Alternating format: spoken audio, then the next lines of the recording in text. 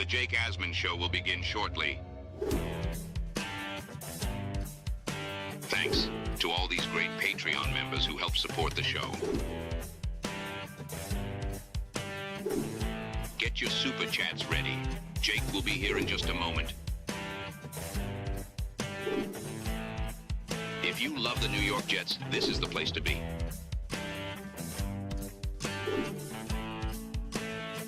And now, the Jake Asman Show. Here on the Michael K. Show, Jake Asman in for Michael all week long, taking you till 3 o'clock. And joining us right now is a new teammate, a new member of the ESPN family. He also happens to be an old member of the ESPN family. Rich Eisen, kind enough to give us some time live from his studio. And Rich, your show, the Rich Eisen Show, is going to be airing on 1050 ESPN New York. So really appreciate you taking the time to join us and talk to the New York audience. You got it. Starts September 2nd. So right away, next Tuesday, as soon as the calendar turns to September, and we're done with the first massive week of college football that's coming up this weekend.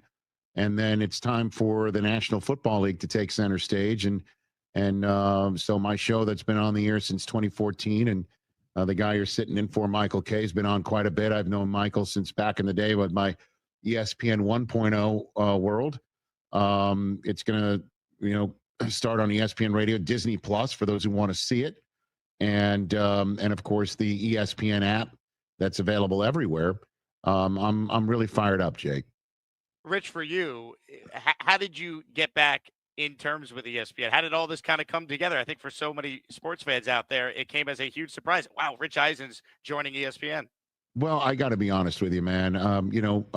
It's just a blessing for me to be able to do a show like this, have ESPN become interested in wanting a show like this, months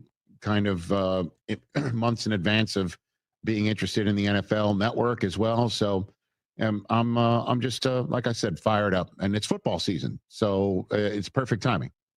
You can't ask for better timing to launch a brand new show. Rich Eisen, of course, with us here on ESPN New York.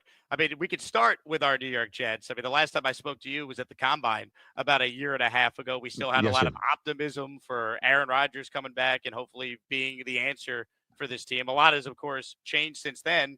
Aaron Glenn going into year one. How do you feel about our New York Jets? Well, I got to be honest with you, man. The moves that the Jets made in this offseason were all, check the box moves that they needed to do. They needed to find a new head coach, and they needed to find a new quarterback, I believe. I know there was a conversation about maybe having Aaron Rodgers back for one more year.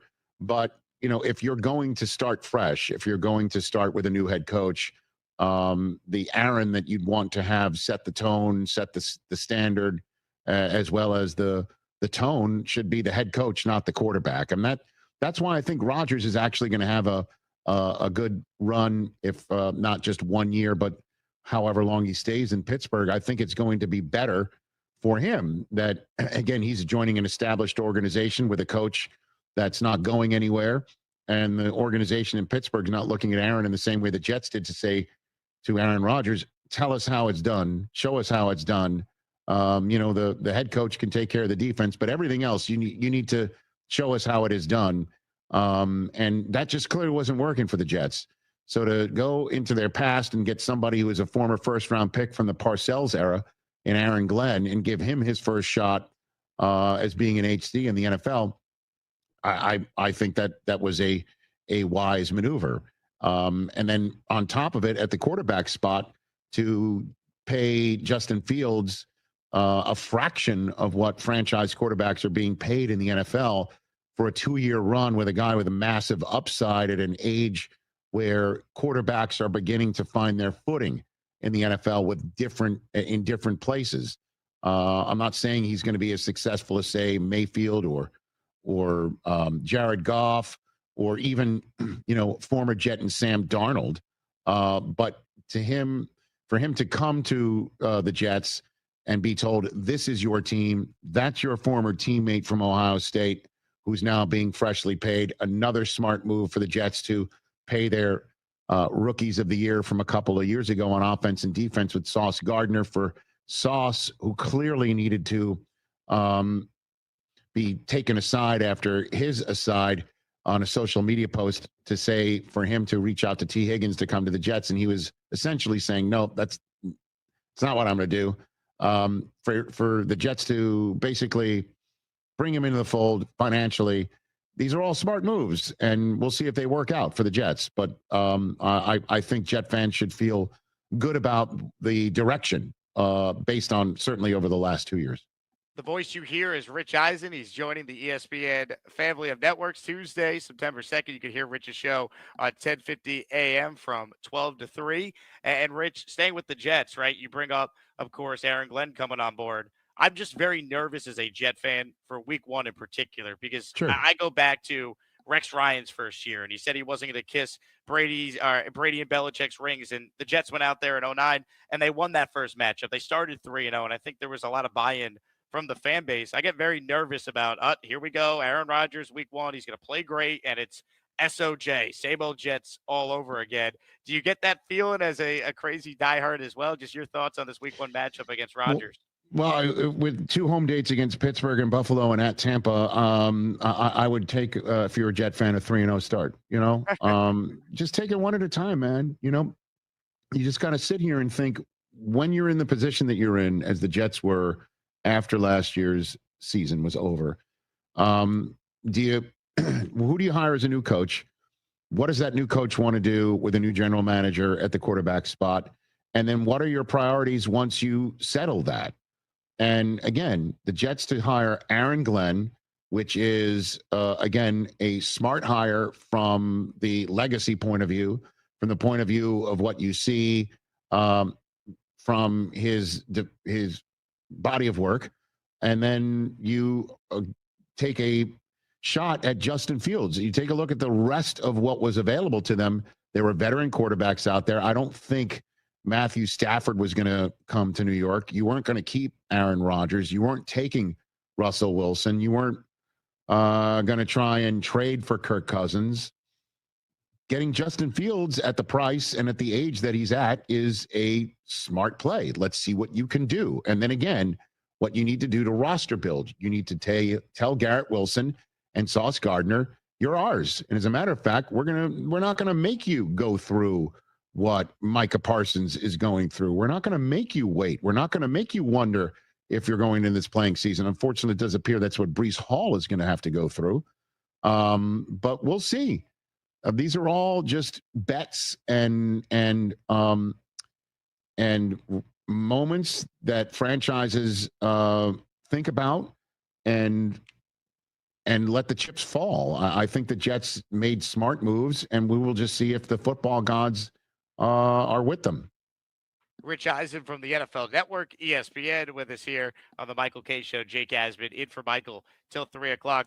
How about your thoughts on the Giants? A lot of Giants fans called in today, called in all week. They want to see Jackson Dart play as quickly as possible. We know Brian Daboll has said Russell Wilson's the starter. Your thoughts on their season and how things are going to play out with the quarterback situation with Big Blue?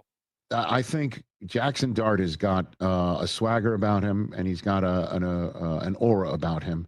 And if you're the Giants, one way to take that swagger and aura and put it at risk is to throw him in Washington, D.C. to start the season, and then in Dallas to follow it up in week 2, and then have him welcome the Giants fans into MetLife for their first home game against the Kansas City Chiefs on a Sunday night, and then have Jim Harbaugh's Chargers come in the next week.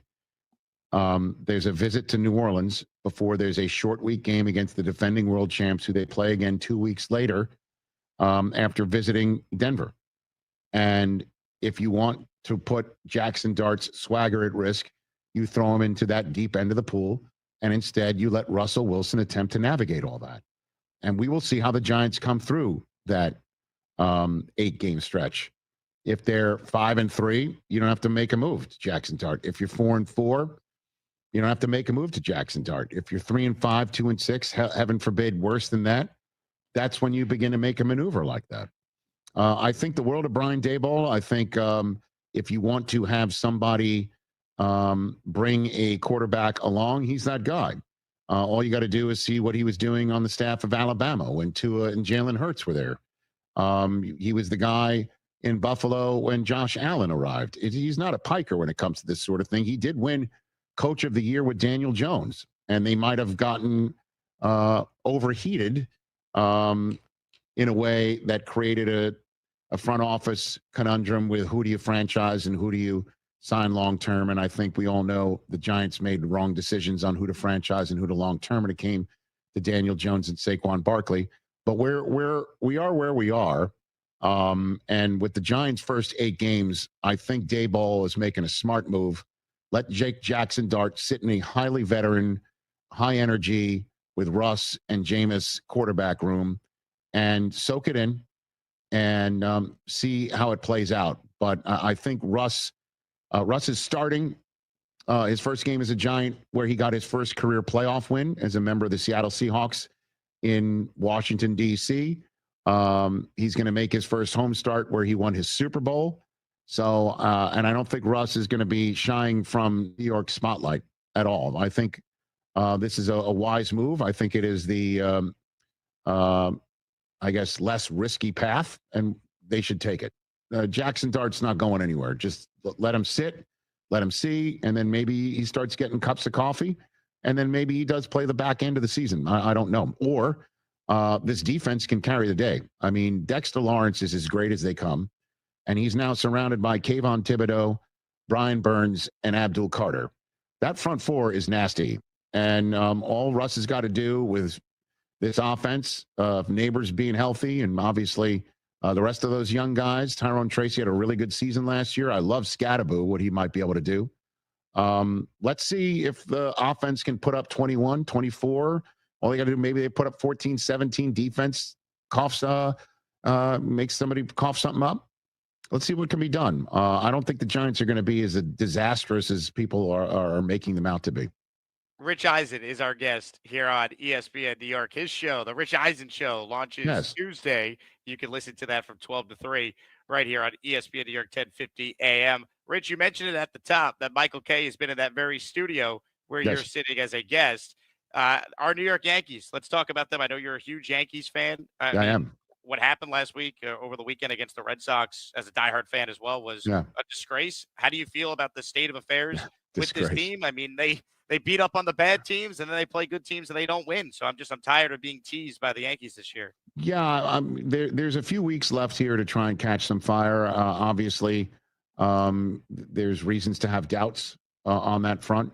I love Cam Schlittler. I think he right now, should the Yankees be fortunate enough, I think he's a playoff starter above Will Warren and Luis Gil, who walks way too many people. I would trust this kid and him spotting his 97 to 101 mile an hour fastball with impunity, and his ability to pitch. My son Cooper, 14 years old, who sometimes sits in here, he's a diehard Yankee fan. We were looking at him. I know this is crazy to say, but he looks like Garrett Cole. Like he's got it, man. And so, him along with Rodon at the top of his game, and hopefully Max Fried has turned a corner from that 6-week or 6-start stretch that was the worst of his career. That's all you need is those 3 guys pitching well enough in the playoffs, and Stanton showing up like he did last year, and Judge hopefully having a good October. And because it does look like the Yankees are not going to get caught. That the worst case scenario for the Yanks right now would be to play the wild card series as the team that has to play 3 on the road and win 2 to get through, which might actually be better for them. They're a better road team than they are at home for some reason.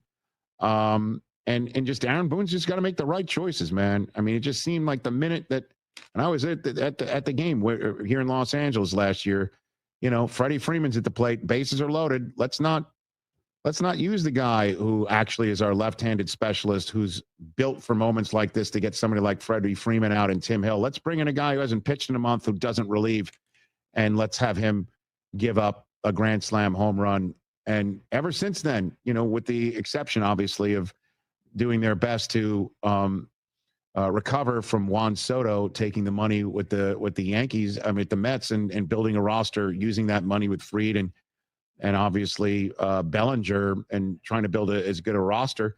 And I know the first 2 months looked pretty damn good, but Boone just seems to make some moves that are a little head scratching. I think the sitting of Volpe for two days hopefully not only clears his head, but also shows everybody there's some accountability on this team. You can't make Chuck Knobloch look like he's dead on balls accurate. You know what I mean? So we'll see. And I'm hopeful. Let's put it that way. Hopeful.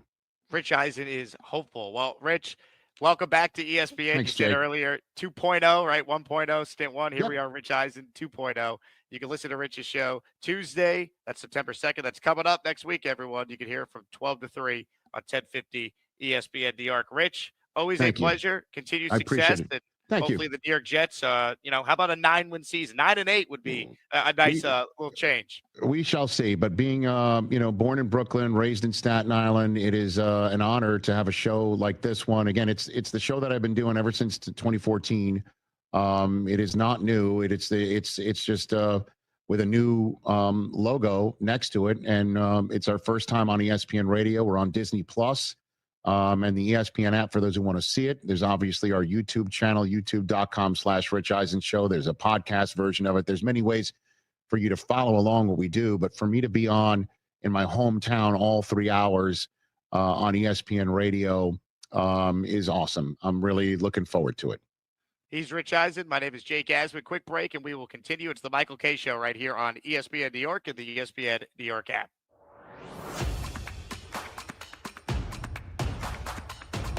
All right, we're back. Thank you to Rich Eisen for joining me on the radio yesterday. That full interview was yet to air on YouTube, and now you guys have seen it. Click the like button. Make sure you are subscribed to the channel. Welcome in.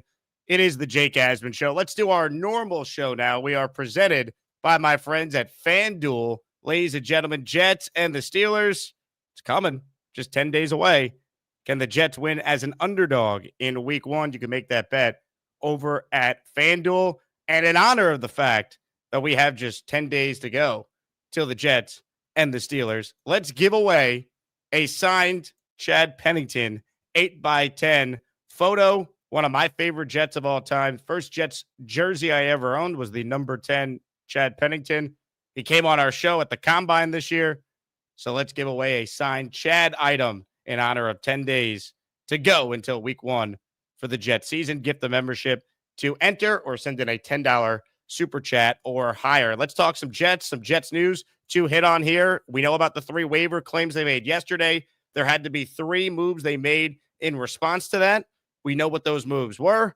And now, as of this morning, the Jets have announced their captains for the upcoming season. Here are the New York Jets captains. This is right from the Jets themselves. Justin Fields, Elijah Vera Tucker, Jamie Sherwood, Quinnen Williams, Garrett Wilson, and Marcelo McCary Ball. So if you look at this, you have 1, 2, 3 players on the offensive side, 2 on defense, technically 3 with McCrary Ball, but I believe he's the special teams captain. So no surprise on Fields. Garrett, first time in his career, he's now a captain. No surprise on Quinnen, he's been a captain. And if you've been paying any attention to the Jets the last 2 seasons, Sherwood has emerged as one of the biggest leaders on the team. He replaces C.J. Mosley last year as the play caller on the defense, the linebacker that wears the green dot that gets everyone in the right spot. And after the Jets paid him this offseason, he's now voted by his peers a team captain. So the Jets, they have 6 players that will be season-long captains. The leadership group, once again, is Justin Fields, Elijah Vera Tucker, Garrett Wilson, Jamie Sherwood, Quinnen Williams, and Marcelino McCrary Ball, who is, in fact, the special teams captain. I'm a little surprised Sauce Gardner is not one of the captains, but I think it came down to the fact maybe Glenn only wanted 6 total captains. And Sherwood does deserve the honor, and obviously Quinnen's been a captain. You would imagine he'd remain a captain. Here's a different photo from the Jets on the 2025 captain. So I don't think anything is that big of a surprise. Maybe Sauce not being on here, but quarterback is always the captain. That's how it goes. And Garrett has truly emerged as one of the leaders in this team. And AVT's one of the longest tenured Jets at this rate. Think about it. AVT was drafted in 2021. There's not that many players that are still on this roster from Robert Saleh's first year. So, no surprise, but interesting nonetheless. Some teams also have like an alternate captain. Like each week they'll have a different person that goes out there with the other captains. I don't know what Aaron Glenn's philosophy is on that because we haven't seen it. But Quinnen Williams, no surprise. Sherwood, no surprise. And you have a special teams captain. And considering your punter is brand new, he's never punted in the league before, and Nick Folk got here so late, it's not your typical veteran kicker or veteran punter that is the special teams captain there. I know for a fact the Jets really like AVT. I believe if AVT is healthy and proves for the second year in a row he could stay healthy and is probably even better this year, a year removed from the Achilles injury, I think we're going to see AVT get an extension. In fact, it wouldn't surprise me if AVT gets an extension during the actual season if Darren Muji and Aaron Glenn want to be proactive. Because Glenn has made comments about wanting to get something done with AVT. So they're having a good year, and AVT has this year I think he's capable of, especially in this offense that suits what he does really well, which is run block, get to that second level. I think AVT is the next Jet that will be extended. I like John Simpson as well, but realistically, it might be tough for the Jets to sign two guards. Now, AVT is going to be more expensive than Simpson, but I do think there's a scenario where both could be paid. You have to remember, the Jets are not paying their quarterback a lot of money. Fields is the lowest paid starting quarterback in the league that's not a rookie. If he's not the guy, you have a rookie next year. You already have Sauce, you already have Garrett under contract, and their extensions don't kick in for a few more years. Some of the dead money you're dealing with now will start to come off the books next year. There is a way to keep both your guards, and let's hope that's a good problem the Jets have, that they want to keep both their guards. That long-term, their offensive line is in a spot where we want to keep the same five guys year over year. Right? You're not paying your tackles big money yet. Eventually you will. But you could time up a Simpson and AVT extension. By the time that hits and expires, then it'd be time to pay, hopefully, Olu Fashu and Armand Membu because they're really good. So let's hope that the Jets have that, quote, good problem to have where you want to sign guys long-term to an extension. The other thing to watch today with the Jets, I know people love to talk about uniforms. The Jets are announcing an alternate uniform they will wear at least once this season. It's rumored to be a gray uniform. I have not personally seen it yet. That's what I've heard from people. And the Jets have kind of teased like a fighter pilot logo for the last couple months, if you look closely at some of their social posts. And they tweeted this yesterday. And you can see in the top right, the little font there that's in gray. And on the left, you have the Jet logo in gray. So a lot of people have speculated it's some sort of gray uniform combination. The top right, it says Gotham City Football. That font is going to be on the jersey, it appears. Like it's going to be like their Gotham City Football alternates. They're going to call it like the rivalry uniform. They're going to wear it, I believe, against the Dolphins. And the Dolphins have already announced their alternate rivalry uniform. And it's kind of gross. So hopefully the Jets jersey is okay. I happen to think the jerseys the Jets wear now are awesome. The throwbacks that pay homage to the sack exchange. Here's the picture of Justin Fields rocking it. Like, I think the Jets have a great look. I like the fact that the throwbacks they wore last year were the 2000s era jerseys. You know, the jerseys that Parcells, when he came in, he changed. I like that a lot. So now you'll have a fourth uniform option in addition to the green, the white, the black alternate, the 2000 era, and now this rivalry uniform, which is supposed to be announced in about 15 minutes. So we'll be on the air, and I'll give you guys my initial reaction when we see it. If you missed it yesterday, here is where things stand in regards to the Jets practice squad. The Jets made each of these signings official. The most notable name here is Tyler Johnson. So Tyler Johnson got released yesterday to make room for the three players the Jets claimed off waivers. But then they were able to immediately sign him to their practice squad. So every player that was on the fence that we were debating, they all, for the most part, were able to re-sign back to the practice squad. Donovan Edwards left for the Commanders, but let's be real. Donovan Edwards was not going to see a lot of time. There were 3 running backs in front of him. Everyone else, the Jets were able to keep. Now, Adrian Martinez also left. He signed with the 49ers practice squad, but the Jets clearly liked Brady Cook better, and they were able to stash him now on the practice squad. And they can make him the emergency quarterback for week 1 if Tyrod is not 100%. But Peyton Page, I like keeping him. Brandon Smith, we all seem to like him.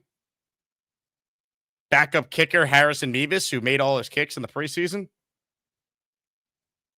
He's the backup to Nick Folk. Both Clarks made the team. Dean Clark and Jordan Clark, each of them made some plays. Cole Laveo's back for another year. And Leander Wiegand is the Jets international player that doesn't count towards the 16 minimum practice squad or maximum practice squad.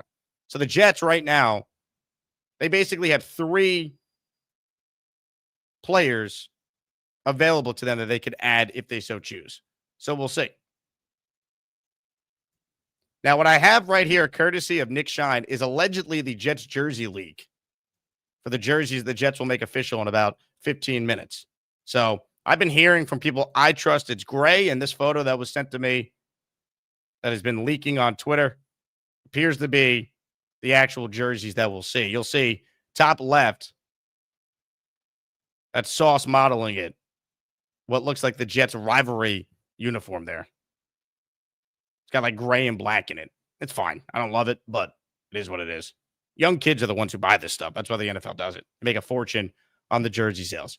So on that note, let's open it up. Comments, questions, super chats. They cut the line. If you tuned in late, the full Rich Eisen interview aired, and then I'm coming on now to break it all down, the latest with the New York Jets. Hit that like button. Make sure you are subscribed to the channel. And right now, no one has entered our Chad Pennington signed photo giveaway. First person to gift 5 memberships or more, let's double it, baby. So if you are in for 5, you're really in for 10. Give people a chance to win a signed Chad photo in honor of 10 days till the New York Jets play football that counts in 2025. Comments, questions, super chats, they cut the line. The Lane Trains is in the house. He says, how do you feel about the Jets? Lane, I don't know if you noticed, but I paid homage to you during the Rich Eisen interview. I asked Rich the question, how do you feel about the New York Jets? That was my little tribute to you, buddy. So hope you're doing well and your family's doing well. Ryan McCarthy is the first to enter. Guess what? He's in the Asmaniac raffle for 10. Joining us right now is a new member of the ESPN family. He's also an Nobody gives a shit. Hold on. I'm having some glitches here, Rich. Oh, that was great. That was perfect. Nobody gives a shit. Unreal that happened. Shout out to Rich for being a pro's pro. Ladies and gentlemen, here come the memberships, baby. Let's go. Membership explosion. Our guy Michael Duramo is the latest to enter the raffle. We're the freaking New York Jets, so we're built for this shit. Hey, now, there we go. 5 from Michael. Good luck to him. Colin is in the raffle now for another 5. Ladies and gentlemen, memberships are exploding. I am not a meatball.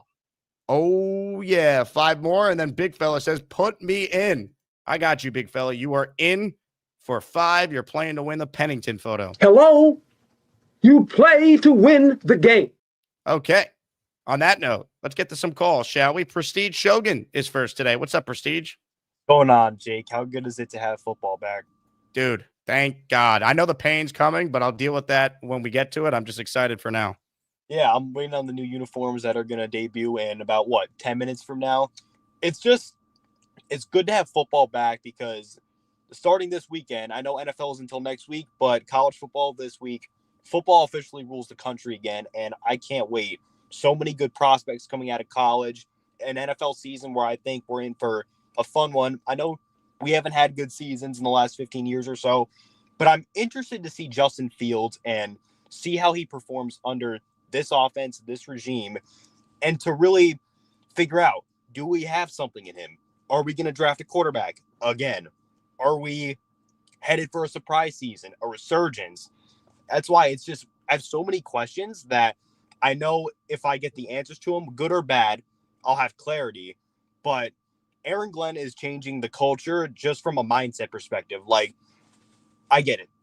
He's a little rough with the media reporters. I get it. But I think that's just who he is. It's not like, oh, he wants to be Bill Parcells or he's wants to be Dan Campbell. That's Aaron Glenn for you. That's just who he is. And that's the type of coach we need. We need a hard-ass head coach that wants brutality and winning football. Here's my question for you. A lot of Jets fans, some Jets fans, I should say, they're talking about how tough he acts, which I don't think it's an act. I think it's who he is. They're like, oh, if he acts this tough, he better make the playoffs year one.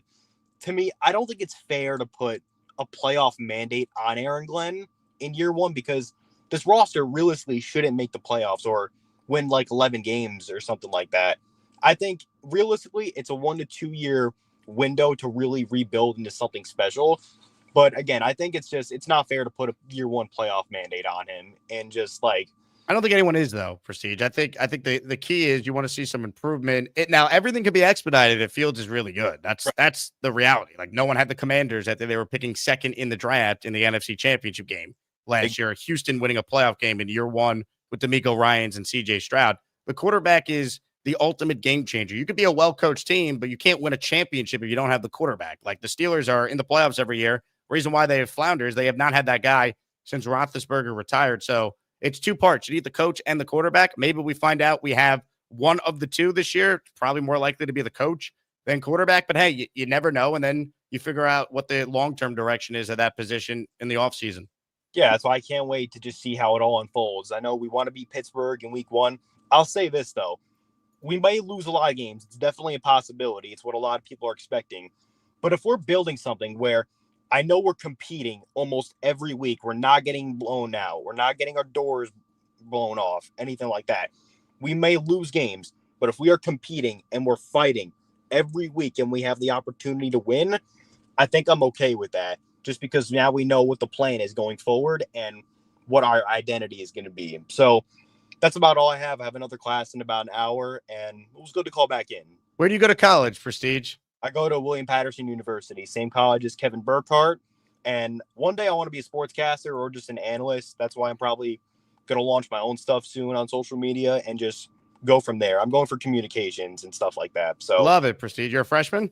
Yeah, my second day, actually. Second day. Awesome, man. Well, good luck. And if I ever could help you, you let me know, all right? Thanks, man. I appreciate it. Prestige Shogun, check it in. A college student now. You know the season's here. Prestige is calling back in. A lot of the seasonal callers are back. You love it. Prestige, call in more, man. Be a regular. And the Asmaniacs will support your podcast. Speaking of podcasts, this show's available in audio form.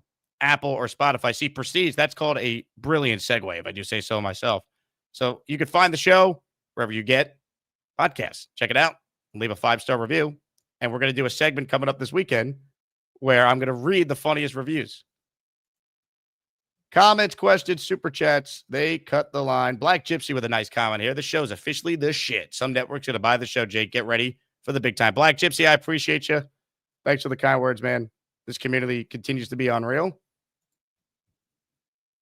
Open phone lines for anyone who wants in on the conversation. We're about 5 minutes away from the Jets apparently releasing their jerseys they'll wear. So we shall see. Let's see.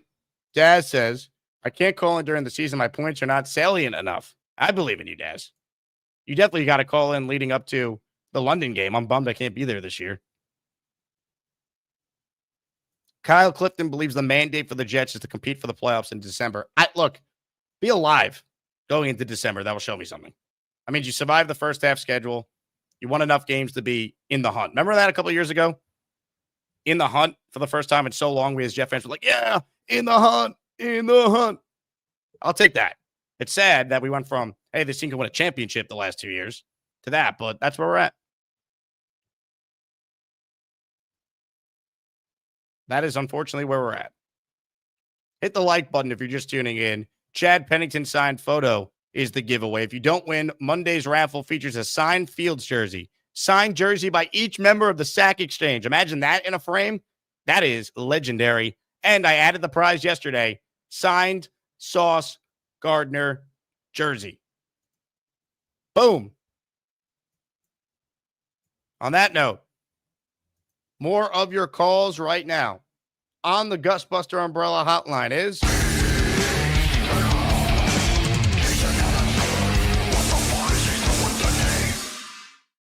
Let's pull up the practice squad sheet. I will review it. Let's review.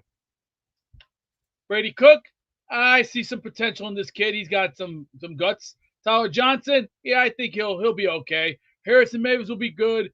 Jamal Pritchett, I think he's gonna make it, somewhere down the road. Same with Skinner, but unfortunately, this Eric Watson, I don't know about that one. And Dean Clark, he's a new person. Jordan Clark looks new to me, but some of these guys here, they look like future potential. But in order for that to happen, you gotta work for it very hard. It's gonna take quite some time. But I think September 7th will be a great start of the year. A 1-0 start, and then coming in October, we got basketball season right around that corner. Yes, that's right. It's about that time. And I'm looking forward to some basketball. I wouldn't mind hearing a little swish. And you need to open your own bar. What if I don't want to? Come on, you look great to be a bartender. Yeah, all you gotta do is go.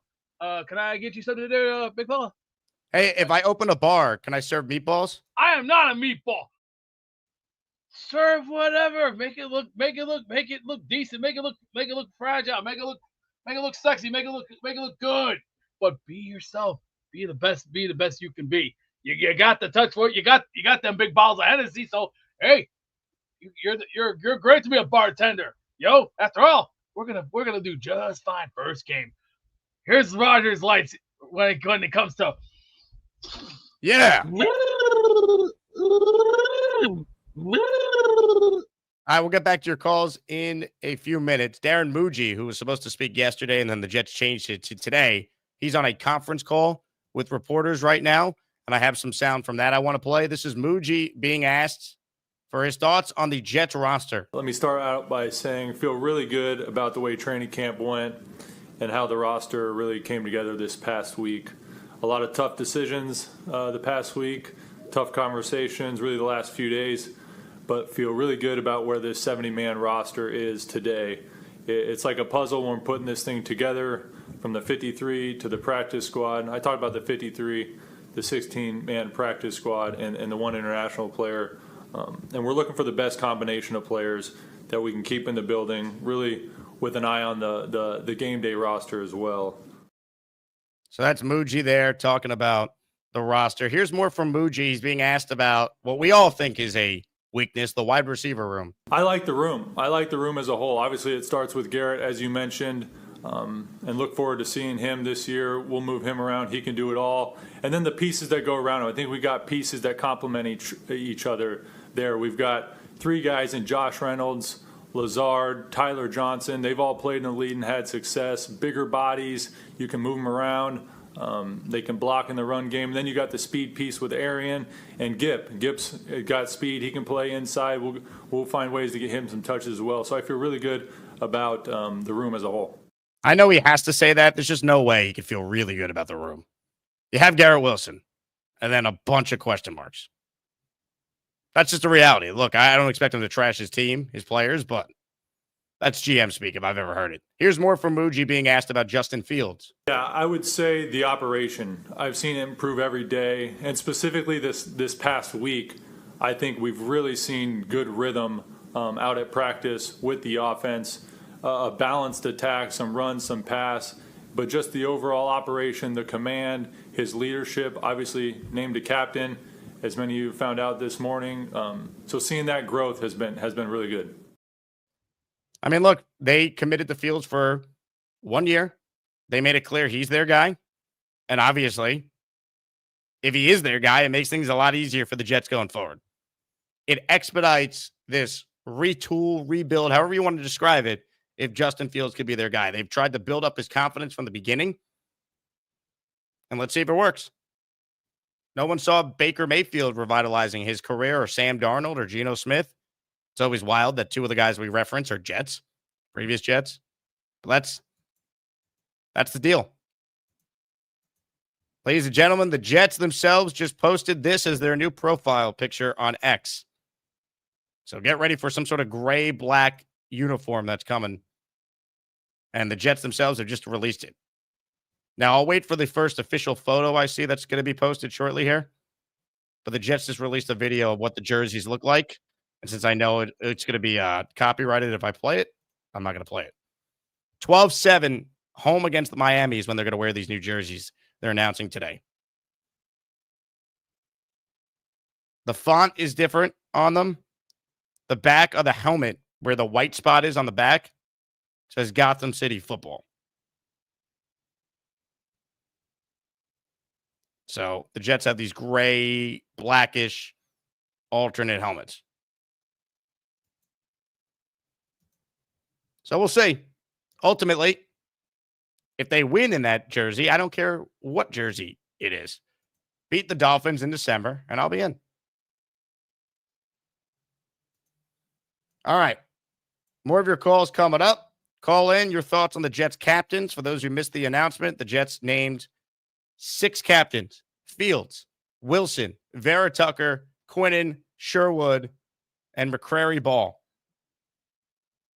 Rasta Dread joins our Chad Pennington signed photo raffle at the end of the show for 1. Thank you, Rasta. Spencer Green says, put this entry towards Beast. He reminds me of Pennington. If I win, Beast wins. Wow, very nice of you, Spencer. You're in for 2, a.k.a. Beast is now in for 2. And the number 1 Austrian Jet fan, he is in for 1. You guys see this shirt I'm wearing? Shout out to the Austrian Jet fan, the number 1 Austrian Jet fan, for sending me this custom t-shirt across seas. Awesome. Awesome gift. Really appreciate it. Ladies and gentlemen, I have right here from the Jets themselves the official photo of what the jersey looks like. We ready? Here are the Jets' rivalry uniforms that they will wear against the Dolphins in December. Honest opinion, don't love them. Do I care? No. Doesn't really bother me. They're only wearing them once. I like the helmet. I don't love the jersey. These are very meh. They're not as bad as what they used to be, but these are very meh. I don't like having 0 green in a Jets uniform. Like, the Jets are synonymous for the color green. You have to have green somewhere. You already have a black alternate. But even the black alternates, right, as you see Sauce rocking it on your screen, even the black alternates have green in it. It's not all black. Now, I do want to see other photos that the Jets will release.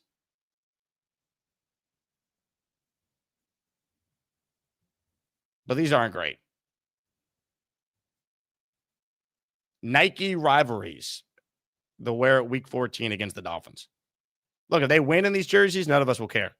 Remember when the Jets a couple of years ago, they won a game wearing the white jersey with black pants, and they just kept wearing it because they were winning in it? Like, we don't care as fans. I guess people in the comments are bringing this up. It's tough to see. It looks black to me, but people are saying maybe it's dark green.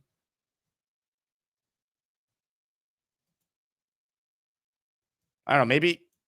Maybe it's a dark green. Here's a different angle. Adam Schefter just tweeted this. Appreciate Nick Shine forwarding this to me. This is a different angle of the jerseys here. So it kind of looks more green here. Looks dark green. See, super chat, main body of the jersey is dark green. I don't even know if this is a lot better. I know I wanted green in it, but I don't know. I don't love this. They're only wearing it for 1 game. Little kids are going to want to buy this. The logo that is going to go with it that week, they'll have here. But first reaction, don't love these.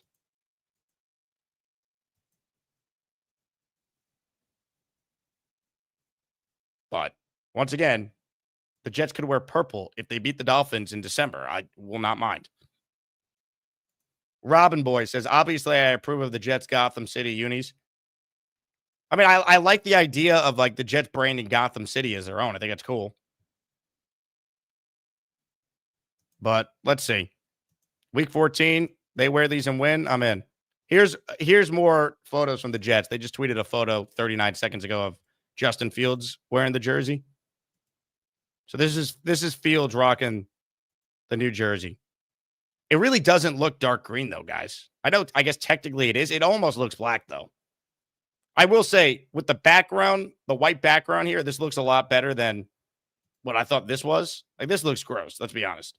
This looks a lot better. It's not as, I don't hate it as much after seeing this angle of it.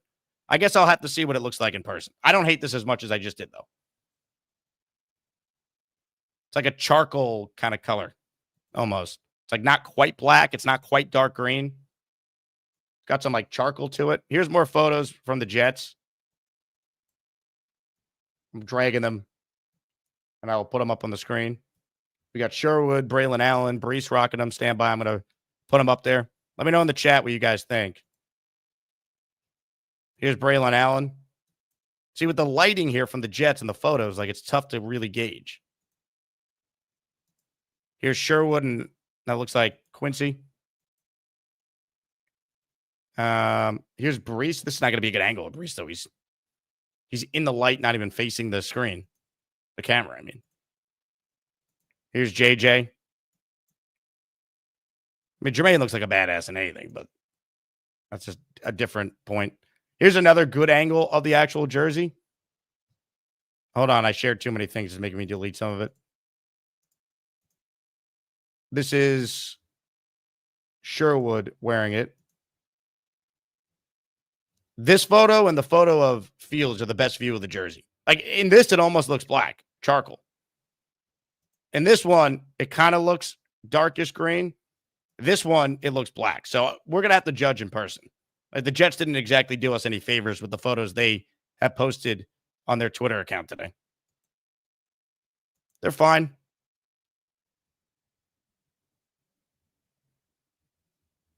It seems like it's only the NFC West and the AFC East teams that have new rivalry uniforms. So the Niners, Seahawks, Cardinals, and Rams, and the Jets, Patriots, Dolphins, and Bills. Here was the photo that got leaked that we saw. It turned out to be correct. Here's that full photo of all the new rivalry uniforms for teams. Let me pull that up here.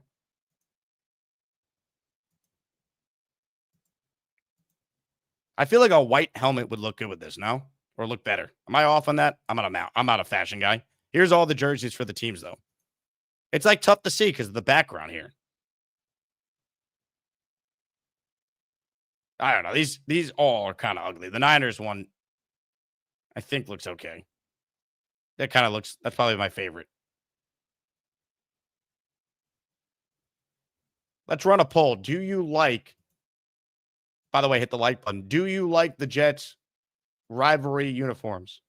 I'm going to make the poll right now. Let's see how the audience feels. Do you like the Jets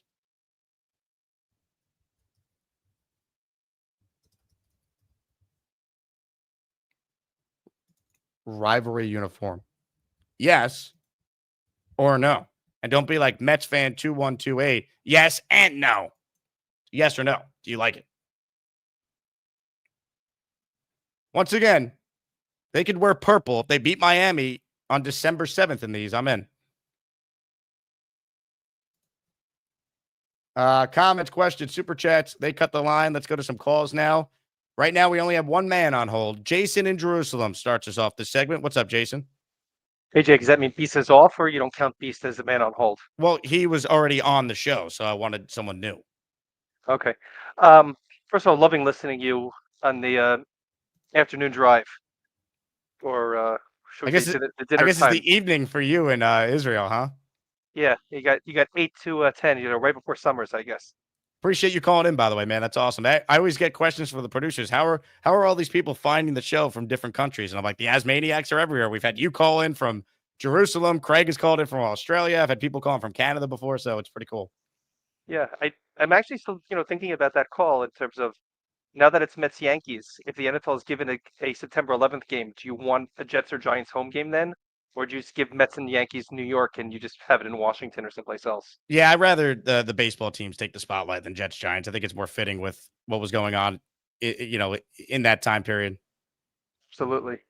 I mean, but if you remember, Vinny was actually very big in not having a week 2 game and delaying week 2. Yeah, no, for sure. I just think like when you think of like sports after 9/11, you think of the Yankees and Mets during that time. So I don't want to take the spotlight away from them. Absolutely. In terms of the jerseys, I kind of like them, especially considering all the new jerseys we've had lately. This is like the best of the bunch. If you consider the Jamal Adams era jerseys and the color rush jerseys that they've had, and Lord knows when they brought back the the New York Titans jerseys, as opposed, for the AFL, head and shoulders above the rest of the lot. Look, compared to some of the other jerseys the Jets have put out there over the years, yes, these are better than the Gase era jerseys. I think they are probably still better than the Titans ones, but the Titans ones, at least they have a history, right? Like they were the New York Titans before the Jets. And also, I think we all probably remember those jerseys more fondly than we should because they won a lot of games wearing those during the Rex era. Right, but they were also the Jets in the AFL. So, I mean, they could have had the 1968 jerseys just as easily there. Agreed. I mean, it was a stretch to go for the Titans because who won the Super Bowl? It was the Jets, not the Titans. I agree, but people like the the blue look for the Jets. It's different. I mean, when I saw the schedule and I saw rivalry and I saw Giants 49ers rivalry, I was hoping that the Giants and the Niners would wear their 80s jerseys. I would love it for these divisional games if they had, the Patriots would wear their old Pat the Patriots red jerseys and the Jets would wear, the gangrene jerseys from, now it's what they've brought back, but from the 80s, things like that. That's what they should really do for these rivalry jerseys. I wonder if these are going to be like a thing they wear every year, or they'll change the look every year for these rivalry because they're only wearing it for one game. Like, if anyone's going to spend money on these jerseys, they're only wearing it once, and it's not till December. And there's a scenario where the Jets are so bad by then, you're not even going to want to wear it and be proud to wear it that late in the year. So they probably should have had these being worn in week 4 when the season's still relevant against the Dolphins, but it's not till December. For some reason, I mean, the Dolphins are wearing it in week 4. For some reason, it's only the home teams that are wearing the rivalry jerseys. Oh, they're not both wearing it at the same time? Okay, I got to go, Jake. Be well. Okay, farewell, Jason. Hope everything's okay. Why wouldn't they both wear? Well, I guess let's see. I mean, the Dolphins jersey, though, it's both black. So, yeah, you're right. They both can't wear it then. That's weird. Why wouldn't they make the Dolphins have to wear a white one and the Jets wear a black, whatever? That's going to look silly. Jets, Dolphins, if they're both going to wear new jerseys, it makes somewhat sense. If only one of the teams in the rivalry game is going to be wearing the odd uniforms, it's stupid. Jets, Dolphins should be wearing their traditional uniforms when they play each other. It's a rivalry. Either both wear new rivalry uniforms or neither of them. I don't like that. They both should be wearing these, but you can't because the Dolphins uniform you see on the screen is also a shade of black. I don't know. That's a bit of a mess. I would have had the Jet or the Dolphin one be a white version of the rivalry uniform, and then they each could wear them when they play. It shouldn't be Miami's going to wear it in the Monday night version of the game, and then the Jets are going to wear these in December. And Miami would have had a white jersey for the matchup and made the Jets wear black in that first game in late September to give the Jets a disadvantage of having to wear black uniforms. And it is a Monday night, so it's not going to be as hot as a 1 o'clock kick, but it's still hot in South Florida that early in the year, even in prime time. And we know the Jets are going to have like the sideline side that's covered in the sun. It just won't be as bad at night. Apparently these go on sale September 10th, according to Jonathan in the chat. I don't know. I don't love these, but whatever. They're wearing them once. If they win in them, we'll like them. How about this? I'll throw it out there. If the Jets beat Miami wearing that uniform, I will purchase that jersey for a listener on that postgame show. All right? The player of your choice will purchase that jersey for someone. That's kind of how I look at it. All right, hit the like button. More of your calls. If you're tuning in late, we got an awesome giveaway in honor of 10 days to go till week 1, September 7th. Giving away a signed Chad Pennington photo at the end of the show. More of your calls. Jordan is up next on the show today. What's up, Jordan? What's up, Jake? I just had a quick question for you about the practice squad with Tyler Johnson being released to the practice squad. How did you feel about that? Because I felt like that was a little bit of a shock because he was signed and he was like running with the starters throughout the preseason and training camp. So for him to be on the practice squad and have 4 receivers and only have 5 on the roster is kind of, we were already having doubts about the receiver room. You know what I mean? Yeah, look, I mean, they got him back, so it's not like they lost him. It was surprising because it felt like he was going to be like the number 3 receiver. Like he was getting a lot of reps with the ones. I think it's a couple things. I think one, no one has really separated themselves, so there wasn't that much of a difference between anyone in that room being on the team or not. And 2, I think it's a positive sign that Arian Smith is going to have a bigger role. Probably many of us thought that he might be ready to have more of an impact from week 1 on than originally thought.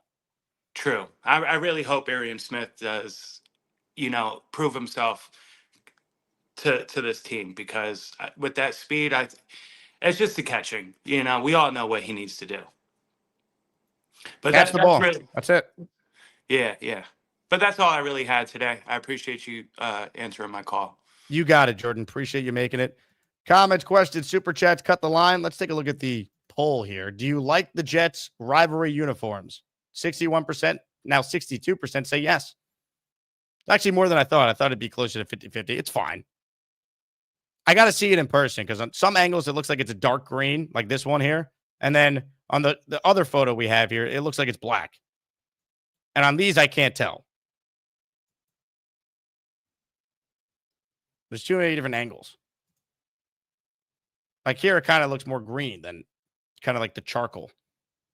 I don't even know what this looks like because you got the Jets like LED lights in the shot.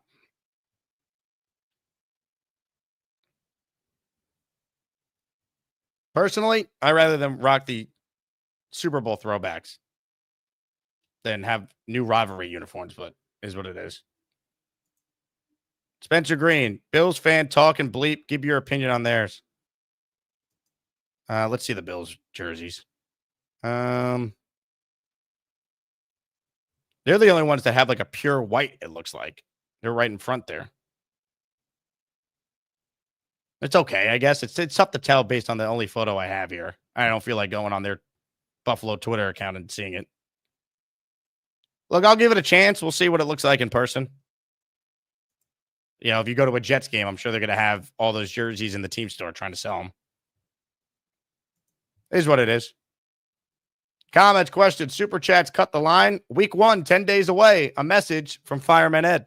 Hey, Fireman Ed here. Join me on a trip to Bermuda, baby. Royal Caribbean's Independence of the Seas, May 30th to June 4th, 2026. Join the New York football legends Marty Lyons, Bilal Powell, Leon Washington, Sean Ellis, Kevin Mawai, Chris Ivory, and Jericho Cotchery, and all the podcasters. We are going to have the time of our lives. Q&As, meet and greets. It's going to be a spectacular cruise. Come join Fireman Ed on the cruise of a lifetime. Go to cruisewithlegends.com and book your trip today. Let's go! Cruisewithlegends.com. Let's go. Anyone in the chat book? I know we had a bunch of people over the last few days that have signed up for the cruise, but save money. Join us. It's going to be a blast. You save $500 if you book before September 7th. That's week 1. Let's go. Let's go, baby. We're going to have a lot of fun with the players and the podcasters. And Ed, join me on the cruise of a lifetime, baby. By the way, Fireman Ed will be back with us as a weekly guest on the show on Fridays this year, so be ready for that. Sir Brooks says, Dolphins jersey so nice. I think it's probably my favorite of the ones we've seen, just looking at this one photo. I think the Jets should have went with a white one. They already have a black alternate. So do something a little different and be like a white one. ISU says, did they put the sewer manhole cover designs on the sleeves because they think we're going to stink? Lean into a fighter jet scheme already, NFL. It's a fair point. Thanks for the Asmaniac super chat there, ISU.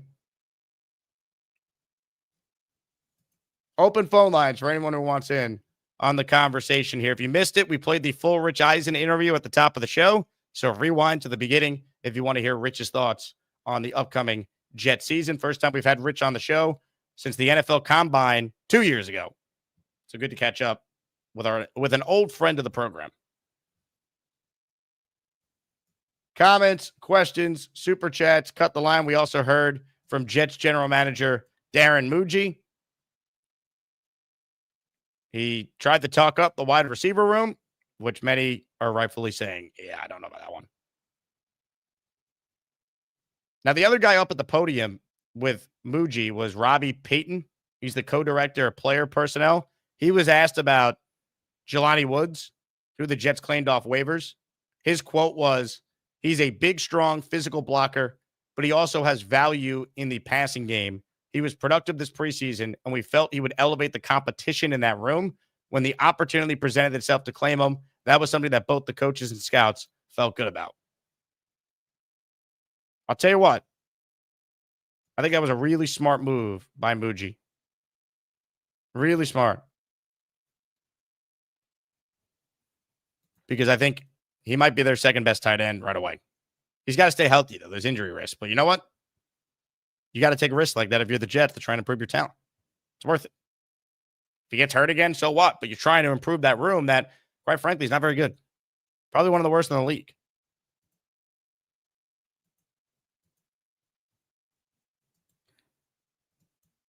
Ladies and gentlemen, more of your calls, shall we?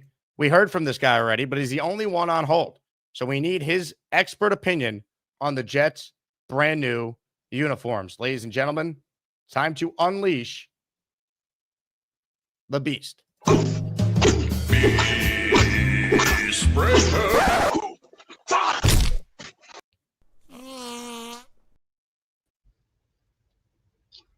You know what I'm reading. And the jerseys. See that? BFW. Jerseys. Ooh. Hey, not a good pill to swallow there. Not that good. I've seen better, but it's more of an olive green. It's olive green. There's dark green, there's olive green, there's regular green, there's yellow green, there's a pine green, there's a forest green, but that color on that jersey is olive green. Hey, Blitz BK says you need a purpose in life. I do got a purpose, sonny boy. Take a hint, dummy. Read a book once in a while. Read a magazine. This is what I do. This is fundamental. Reading is fundamental. Drop everything and read. What type of magazine? What about like Playboy? Are you blind, McFly? I read this stuff. I also read the greatest company of all, old school ECW. The best. I've had this for 25 years. And to this day, ECW is the stuff. Now, Blitz says you're home all day doing nothing. Would you like to counter? Keep dreaming, little boy.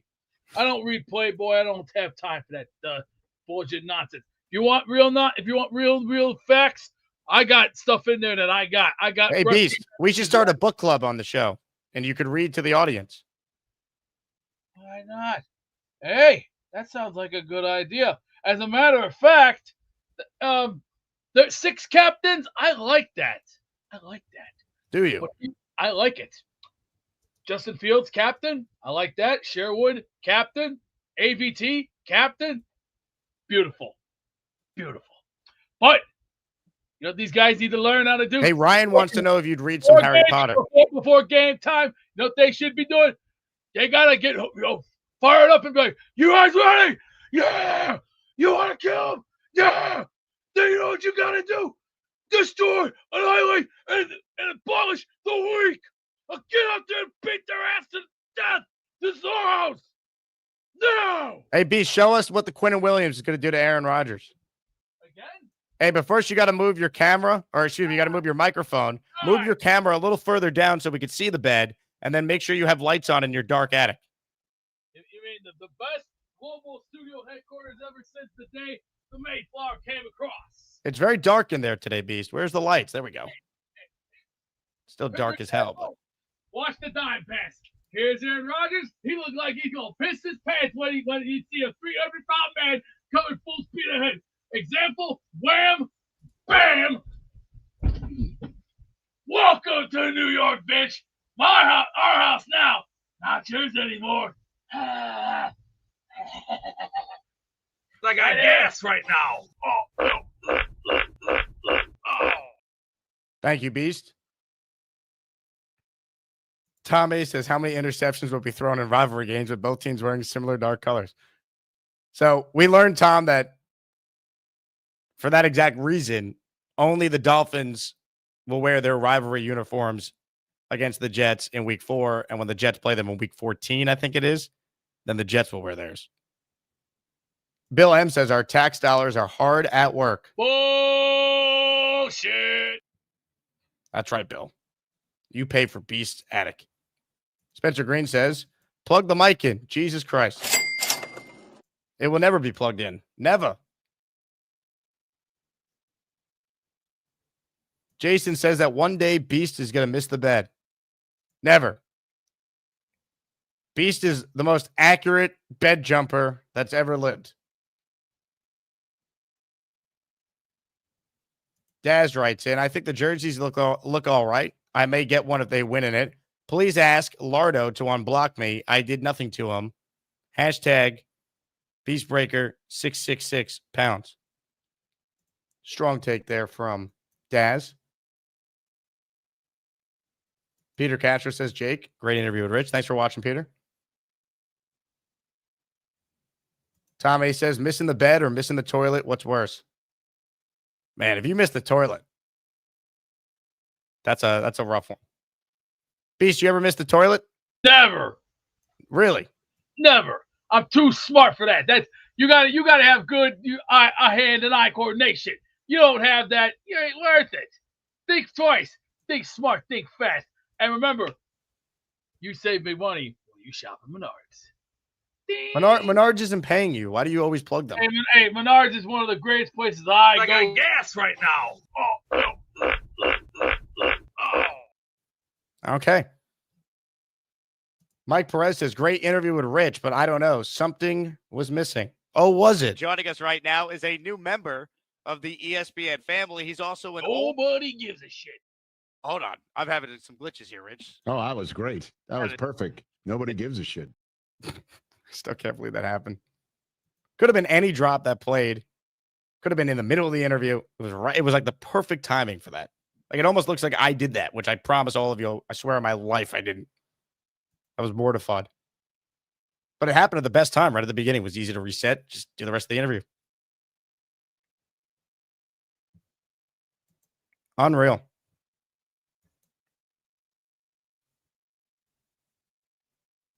Rick Kent says, you have to make a drop with Rich saying that. Gator, Rich Eisen saying nobody gives a shit. We might need it. Tom A says, Beast makes 100% of the poops he takes. Beast, is this true? Hey!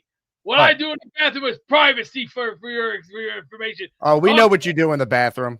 Talk football or get either do one or two things. Either get off. Bullshit. Thank you, Beast. More calls right now. Daniel down in Mexico is next. What's up, Daniel? Hey, what's up, Jake? How you doing? What's up, Daniel? How we feeling about the Jets?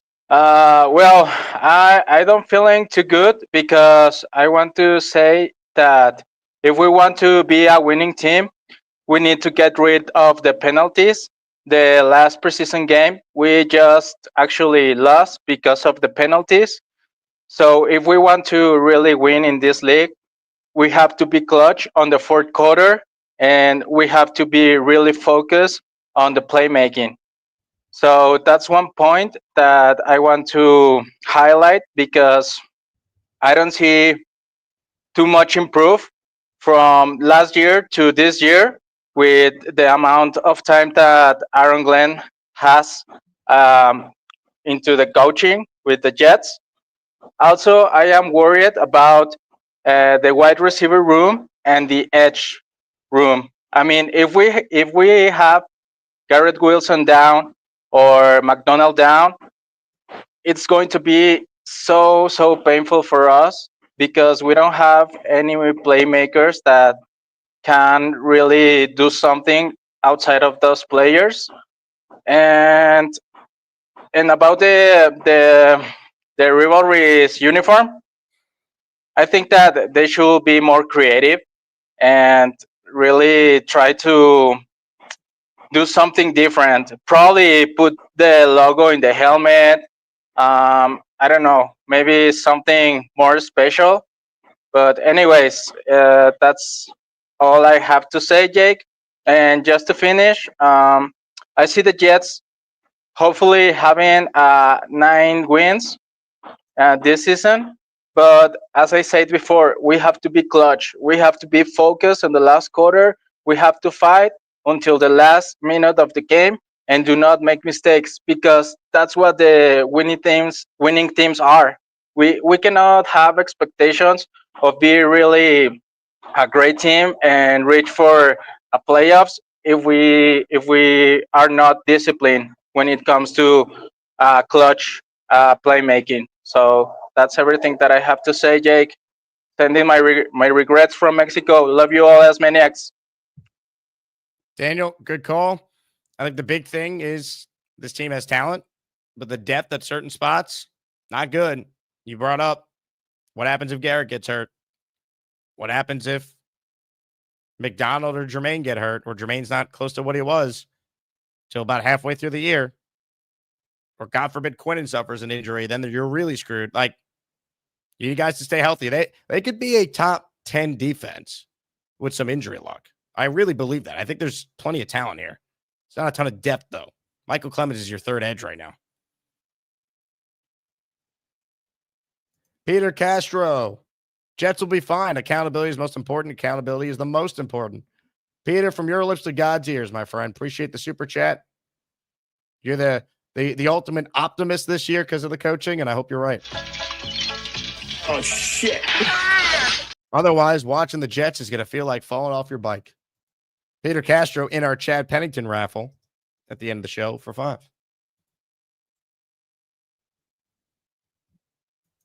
Bino with a super chat. I've had enough of broke backs, 666's, torn window shades. They bother me to no end. If he measures the window size, I will pay and send him blinds. Really? You would pay to send Beastbreaker new blinds? Let's go to Beast and see how he feels about that.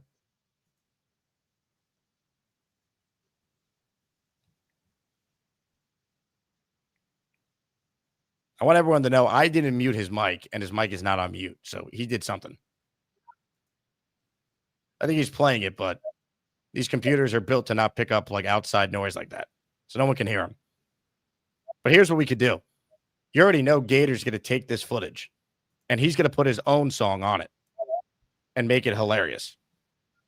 So Beast can continue to play, do your thing, and you know Gator's going to have some fun with this. So I'm just going to stay on this a little while longer if you guys don't mind. Lift the curtain, give Gator plenty of B-roll, and we'll let him do his thing. Is he done? I had to do something important. It was a little bit of business. You didn't do anything. You just sat there and played the guitar. Well, I was listening to Ride the Lightning live. It's their 41st anniversary of that album from 1984. Year was bullshit. Thank you, Beast. That added nothing to the conversation. Bino wanted to give you blinds, and you couldn't even have the decency to respond to him. JT is up next, rocking the Q jersey. What's up, JT? Yo, what's up, Jake? How you doing, man? How are you? Good. It's a tough act to follow, man. That guitar, while we couldn't hear it, I'm sure the song was great and it was well played. What gets me is that like the mic wasn't lighting up. Like you always mention, you could just tell that the mic isn't working. It's clearly plugged in half the time as the lights show on, but it's just not his audio input, which is hilarious. And you can just tell because it's one of the better mics that you know will cut out when he gets further away from it, and then you can still hear him like it's a shitty computer mic that he's actually speaking into. It's fantastic. But actually, onto some Jets points. That was a good interview you had with Rich earlier. I like how he pointed out that a lot of our moves were more smart than anything. They weren't really flashy. They were smart moves. I agree. One move I'm curious on is Tyler Johnson being demoted to the practice. Well, is he or is he not? Because I've heard mixed things. He is. He's on the practice squad. Okay. And now we only have 5 receivers in that room. Do you think they're emptying out to make a move in that room, like a Jacoby Myers or something? Or do you think they're just going to roll with like 5 receivers? I would be surprised if they made that type of move. I'm sure they'll make calls. They'll try to improve that position. Because I don't believe Muji when he goes, yeah, we really like that room. Like, there's just no way you do. No. I don't buy that. But I think they're limited with what they could do. I think that's the reality. Like, if it was easy to get a number 2 wide receiver, I think they would do it. I think clearly there's some issues trying to get that to happen. Yeah, I think when he says that, he likes it for their option for the options they had. Like, if I remember right, there wasn't really a lot of like cheaper options out on the market. There were the expensive options, but let's be real, we're not dishing out $30 million to another receiver per year when we already have Garrett on a big deal. We have bigger fish to fry, more people to give deals to him, as we did for Sauce. And then we have some other expiring contracts coming up, like Brees. I don't think will be re-signed. AVT, if I'm not mistaken, this is the last year of his contract, right? AVT is going into the last year of his deal, as is John Simpson. So those are the next 2 guys up. Yeah, we have a ton of Quincy guys too coming up. So we were never going to make a big move for wide receiver. So I kind of agree that this is kind of where we're going to be at. I think with our run-heavy offense, we're going to be running a lot of 12 personnel, have a lot of tight ends out there doing some things. So I think this is just the team they're building, the offense they're building is showing in the moves they're making. Jelani Woods, you know about his blocking? Because he's a good blocker. Good blocker. See that, and that's what we need. We need a tight end that's really good at blocking. Stone Smart, while he can lay out a double Carter, he's no more for his catching. Rucker, I don't even know what he's really shown as a strength in the NFL yet. And then Mason Taylor is more of a receiver than a blocker, right? Mason Taylor, he could do both well. I think the Jets drafted him for his catching ability more than his blocking ability. He's not a bad blocker though, but he's here to make plays in the passing game. Right. Yeah, but that addition with Jelani Woods and just removing a wide receiver really shows the kind of offense they're going to be running. It shows the emphasis they're going to be putting on power running in this offense. I think it's going to be a fun offense to watch, Jake. I can't wait. We got a week and a half left. JETS, Jets, baby. Let's go. JT, well said. Love the jersey. Love Kyle Clifton's living room. Nice of Clifton to lend it to you for the day. This is from the Jets themselves, the uniform breakdown. So we'll go through it together here. Name and numbers. Gotham City Football. Nameplate and number fonts. Pants, Gotham green with black and iron stripes. Shoulder panel, New York City manhole cover inspired pattern. Why wouldn't we do something with fighter jets then? Like New York City manhole cover. We're the Jets. We stink like the sewers of New York. Really? Helmet. Black with the pattern stripe. All right.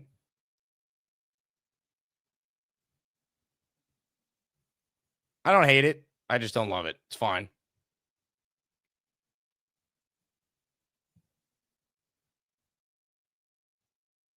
There's a comment here from J-Quest here that is so absurd. I don't know if I should read it or not. This is one of the more insane comments I've ever seen. I had a dream. I won't put it on the screen. And I'll edit it for people watching with kids around or wherever. I had a dream that I called the Jake Asman show, and for some reason, my belief came out of my shorts by accident. Woke up thinking it was real. Was mortified. Jake was going to get demonetized.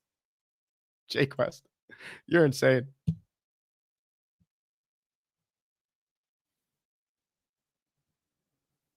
Rick Kent says it's been in the chat already. J-Boy, Jake on point. I don't hate it. Don't love it. It's fine. They're wearing it once. I know Henny tuned in late, but yes, Henny, I already said my patented line. If they win in the jersey, I don't care what they wear. They can wear purple. I just want to win games. We all should. I just love that the manhole is what inspired the sides of the jersey there, the shoulders. We're the Jets, baby. We stink like New York City manholes. I got gas right now. Oh. This is a low wall of defense here. I am not a meatball. Thank you, Beast. More calls coming up. Last chance to get in on the raffle.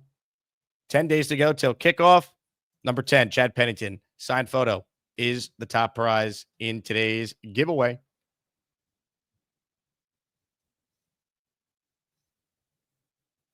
Tom A says, I have that dream too. Of course you do, Tom. Amanda says, Jets need a new uniform designer ASAP. The good news is, Amanda, they're wearing it for one game only, and the Jets actually have good uniforms. These are their normal uniforms, the green. And then they have the black alternates and the white ones, which I don't have a photo of handy, but those are nice too. This, by the way, is our top prize in the raffle this week, folks. Field signed jersey, Sack Exchange signed photo, Sack Exchange signed jersey is prize 2, and a signed Sauce Gardner jersey is prize 3. Seth just gifted 5 memberships. He earned 5 raffle tickets. So he is in the raffle this week with a chance to win any of those prizes. And our signed Chad photo coming up. Hello? You play to win the game. Yeah. Robin says, Amanda wants Gary to design the uniforms. Uniform is giving Dark Knight. Well, it's kind of what they wanted, right? With the Gotham City font and the Gotham City football on the back. I thought maybe the front of the jersey could have said like Gotham City or something.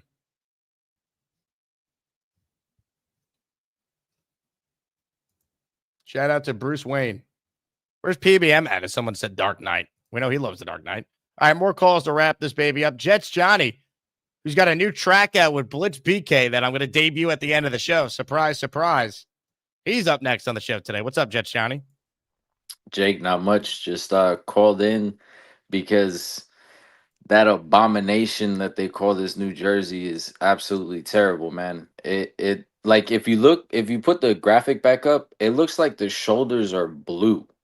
Like it's really weird. And then the helmet's black. Look at the lighting. Yeah, the lighting makes it look weird. But it looks a little cleaner here. You can see it. I don't know. It's not popping up for me. But yeah, I think they're absolutely terrible, bro. Like they're so unimaginative, right? Like there's so many different ways they could have went with it.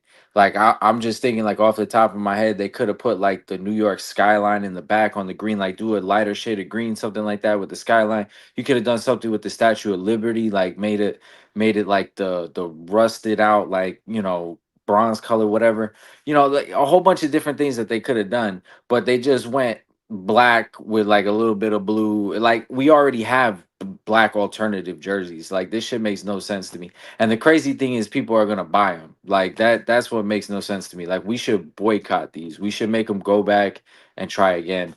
But at least we don't have what the Rams have. If we put the one back up where all the teams are up there, the Rams is trash, bro. Like they just have black with like a little bit of yellow for the ram horns and shit like that. So I mean we got it bad, but like at least we don't have it as bad as the Rams do.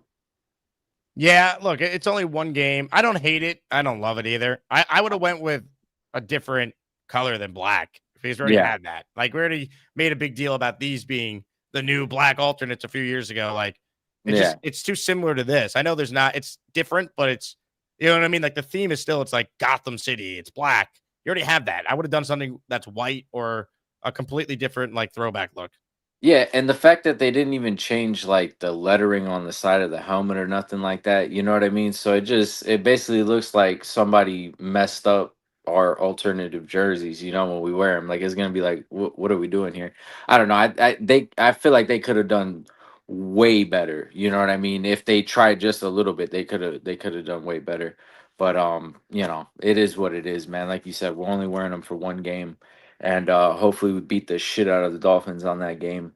And we're all about them. So I'm excited for the season, man. I'm excited, to finally get this thing underway because it's been a long time that we just been talking, but we finally get to get to action here in a little bit. So I'm excited to see it, and I look forward to seeing you in Tampa, man. I hope you have a good day, bro. And congrats on the Rich Eisman, bro. That was lit, man. That's like every Jets fan's dream is to talk to Rich Eisman. So, and then the Beast Breaker slip up there was epic, bro. I don't know how you kept it together, because I'd have had to hang up and I've been like, yo, I don't know, my internet crashed or something, because that was wild, bro. But I hope you have a good day, man. I appreciate you. Peace out, Jake. You got it, Johnny. Appreciate it. Yeah, Rich was awesome. It's the second time that we've had Eisen on. First was at the Combine in person. And this, so when I taped it with him, I didn't realize he was going to be doing it from his actual studio. He had just gotten off the air. So I did it after my Tuesday radio show. I'm on the radio today from 1 to 3 again. Met fans, a lot of Jets or Mets fans. You better be calling in. Talk about that sweep of the Phillies. Talk about the Yankees sweeping the awful Nationals. Got some football conversation to get into. And I got 2 awesome guests. You ready for this? Entourage fans. Turtle, Jerry Ferrara is going to join me at 1:30. And Bob Wischusen, the voice of the Jets. He'll join me at 2:30. So tune in, 1 to 3. ESPN New York. ESPN New York app, 880 a.m. if you're in New York. Bino, 5 raffle tickets, $20 super chat. Jacob, if my name is called due to tax purposes, I forward the win to One Punch, Dave Briga. Shout out to Briga State. I love it. Bino, where do you live? Tax purposes. All right, Bino, if you win, I'm going to send the Pennington photo to One Punch, Dave Briga. Appreciate the super chat, man.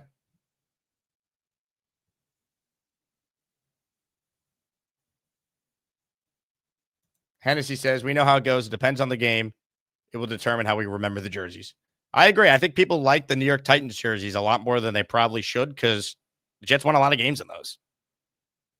Like, they were 8-3 wearing those in some games with Favre. They won a bunch of games with Sanchez and Rex in those uniforms the next 3 years after that. So I think that's part of it. If the Jets were good with Adam Gase, I think we'd remember the uniforms a lot differently. But those are just gross, and they never won. At least now the Jets might not be good, but they've looked good on the field with the white and green throwbacks that are now permanents. More calls. Nate on the bike. Hello, Nate. Morning, Jake. Can you hear me? I hear you, Nate. So yeah, I'm kind of with everyone else on the jerseys, and you made a good point too with the Titans. I don't like the whole sewer thing and the shoulders on the black. I guess like one thing my girlfriend made a point. She's a new Jets fan, obviously the last couple of years, and she's like, "What color is the Jets green?" Like she was at the Eagles Jets preseason game, and there's just sea of car, and there's just seas of green everywhere. And she was like, she saw the Kelly green, Joe Namath, and then this one is like closer to the other Eagles green. I don't listen. I'm with you. I'm whatever on the jersey. I don't want to. I'm not being honked at. That's someone else. I'm whatever on the jerseys. I did like the captain news today. I think McCrary Ball was obviously the big shocker to everyone. I want to know your take, Jake, on Sauce. And it seemed like every positional group is represented. Obviously, the quarterback, an offensive lineman, our vet on the O-line, a skill position guy in Garrett, Quinnen on the D-line, Sherwood to lead the linebackers, and it's like, who's leading the secondary? We assume it's Sauce, right? I just don't know why. He just got the new contract and all that good stuff. I don't know why he wasn't one of the captains as well. I guess 7 is too many, but it's to me that was the one thing that popped out. It's like, wow, every positional group is represented to have some type of leader and voice in the room outside of the DB room, and we all thought Sauce was kind of going to step into more of a leadership role. So I just want to know your take and maybe the chat's take on that. Well, running back and tight end weren't represented on offense. No, I said skill position though. Skill position, Garrett. You got an O lineman, you got a skill position, and yeah, I mean you can't do running back and wide receiver, but like Garrett, when no one's making plays in the passing game, Garrett could be the one in the huddle to get the guys going. Obviously, ABT will be the voice of the O line room. I don't know, and then I don't know. I thought that was an easy one to pin. Like Garrett and Sauce get their new contracts and kind of make him the leader in that DB room. Yeah, look, to your point, I guess I am a little surprised, but I think it came down to just numbers, right? Maybe like they capped it at 6 captains. McCrary Ball's the special teams captain, so that eliminates a spot. I mean, let's be honest. Too. McCrary Ball is filling in for 1 year while Stiggers is going to be captain next year. They can't do it immediately because he's a second-year player, but yeah, McCrary Ball can have the substitute role on special teams. Sorry to cut you off. This is a wild bike ride you've been on, Nate. It's I just finished up the garden, and I always shout out to 787 Coffee. I tried a new coffee spot. Told her on my bike, do you see this? She put it in a little like alcohol baggie. So shout out to 787 Coffee on 15th and 9th. But yeah, you're getting the route home, and I just don't love coming home at rush hour 9:10 a.m. He's running in front of me, right? No, he's not. There we go. Yeah, you got Port Authority on your left there. I mean, we're going right through Times Square. New soon to be renovated Port Authority, so hopefully it won't be as smelly and oh, we're not making this one. Go ahead, bro. I got you. Well, I'll tell you No, what. we got it. I think it just came down to numbers, though, to your point on the captains. And I think, like, Quinnen's been a captain. I think Sherwood's clearly the leader of the defense because he got trained by Mosley. He called the plays last year. They voted him team MVP. So I think Sherwood, in a way, kind of took Sauce's spot, if that makes sense. Yeah, I guess I agree. Also, with someone, I forgot the name of the caller earlier who brought up the Tyler Johnson cut. To me, I mean, I was surprised too. I'm glad he's back on the team. But to me, that had a lot to do with Arian Smith. I've heard other content creators and other Jets fans have made this point. Obviously, we think Arian Smith showed out a lot in the preseason, the regular season, but with 5 wide receivers, they're all getting on the field, period, bottom line. So I think they obviously like what they see in Arian Smith. And also, what Arian Smith has that other people don't is that speed. And if anyone watched, I went to Ohio State, so I saw a lot of Justin Fields. But anybody who watched Justin Fields, even in Chicago or Ohio State, he's got that's pretty much all he has. He has a tremendous go ball. Like he can really sling that thing deep. He has a little bit of Zach Wilson to him in the short game, but pretty much the only NFL throw he can make on a very high NFL level, in my opinion, is the go ball and the deep ball. So I like that just for the fact that everyone's like, oh, well, they're just going to stack the box against Fields and we're going to have 8 guys. All right, well, if you have Garrett and Arian Smith who can take the top off the defense on either side, you're going to have to play 2 high safety, more often than not. So, like, I always compare this to, like, the 2009 Sanchez season and whatnot, but Sanchez could not push the ball down the field. Outside of that Houston game with 40 seconds left where he kind of threw that deep shot to Braylon Edwards, there's not a lot of highlights you remember of Mark Sanchez connecting on deep ball. So that was year 2. I like that aspect. Like, year 1, he was way more limited. His rookie year, you're right. I mean, they had the color system on, like, whether or not he could be aggressive, like red, yellow. Yeah. They had the stop sign. Yeah, red, yellow, green. But also, dude, I don't know if you guys remember, but year 2 was when that was partially why they had red, yellow, green. Actually, no, that was year 1. But the Ravens game, year 2, that's when I was done with Sanchez, and it was opening night, and we all thought we were Super Bowl contenders. Yeah. We were playing, Flacco, and then Ray Lewis essentially ended Justin Keller's career or at least put him on the downward spiral after that. But that game, I think we all knew Sanchez wasn't it. And then later in that season, whatever, week 16, 17, as I can still see Victor Cruz running away from me and my dad in the end zone. You're confusing the years. You're combining 2010 and 2011. 2010, they opened the second year, you said. Yeah, that's what I'm saying. The second year, but we knew he was trash. No. Oh, yeah, 2011. Yeah, 2011. They opened the year right. with the comeback against the Cowboys. They threw downfield in that game. Plaxico had a huge touchdown that night. Okay. I was at that game, too, with the Revis one. That game was won by the defense. That was when Revis went from Miles Austin to Dez. Nate, they had the block punt in that game as well. I'm not trying to tell you Mark Sanchez was a great quarterback. We know what he is. But in 2010, they did throw the ball downfield a lot more. They added Santonio Holmes that offseason. They obviously had Braylon Edwards for the entire year. They still had Dustin Keller. They still had Jericho Cotry. Like, that team was stacked, and they had a great running game, of course. So 2009 is a better comp because they're going to be way more dependent on just running the ball. The difference is Fields can run himself, whereas Sanchez, he's not a running quarterback. He was a pocket guy. Yeah, no, I guess I just meant, like, the fact that he likes to throw the deep ball. He can throw the deep ball, and we have guys that can actually get open, hopefully. 100%. Good call, Nate. Be safe on the bike. Sounds good, Jake. Talk to you soon. I think, like, the 09 comp works because that's the style of play they want. But that 09 team was better roster-wise. Braylon Edwards and Jericho Cotry is a better wide receiver combination than Garrett Wilson, who's better than both those players, versus the other guys. Dustin Keller was a legit tight end. I think Mason Taylor could be good, but he's still a rookie. Now, look, the Jets have the running backs to be just as good as the 09 team. That 09 running back room was Thomas Jones, who led the NFL in rushing, one of my favorite Jets. Leon Washington, who got hurt that year, and then Sean Green came in at the end and was incredible. Had the big run against the Chargers in the playoff game. He was great against the Bengals. And Sanchez played well in the playoffs that year, and then he took a huge step in year 2, and the Jets were 11-5. They're playing to win games. It's good coaching, special teams that makes kicks, and running the hell out of the ball.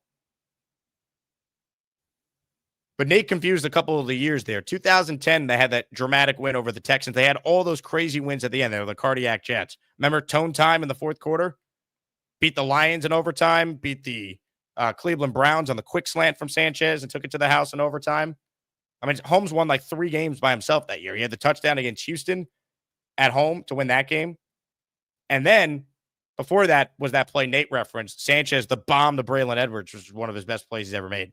Some of the best throws Sanchez made, both to Braylon Edwards. That one in the regular season, and then on the drive that set the Jets up for the game-winning Nick Folk, welcome back, buddy, field goal to beat Peyton Manning and the Colts. He threw the one to Braylon Edwards after they put Antonio Cromartie back on kickoffs, the genius of Mike Westhoff, and he had a huge return that set up that drive. That's one of the greatest wins in Jet history.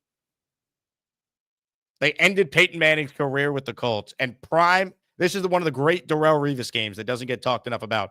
Prime Darrelle Revis against prime Peyton and prime Reggie Wayne. 1 catch, 1 yard in that playoff win. 17-16 Jets win. Defense was incredible. After Manning ripped them in the championship game the year prior, they came back and beat them. And then everyone knows what happened a week later when they went up to Foxborough and won. Haven't won a playoff game since.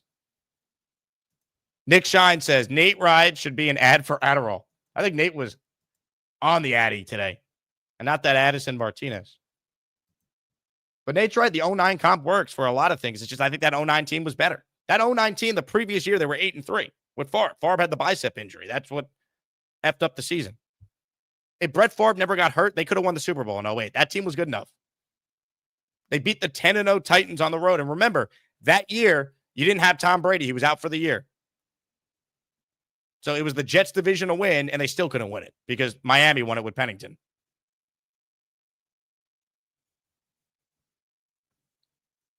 Steven says, Mike Westhoff, without hesitation, one of the top 3 coaches the Jets have ever had. If you're talking about just like overall coaches, sure. Love Westhoff. Guy's a legend. I'm glad Glenn brought him back as an advisor this summer. All right, we'll do one more call here, and then I'm going to give away a signed Chad Pennington item. So gift the membership if you want in. Before we do that, though, Will Parkinson threw this out there on Twitter. So we know the Jets' new jerseys that they're going to wear once against the Dolphins in December, the rivalry jerseys. Do you like them better than the old Color Rush jerseys they wore against the Bills in 2015? Do you like this? Or did you like this?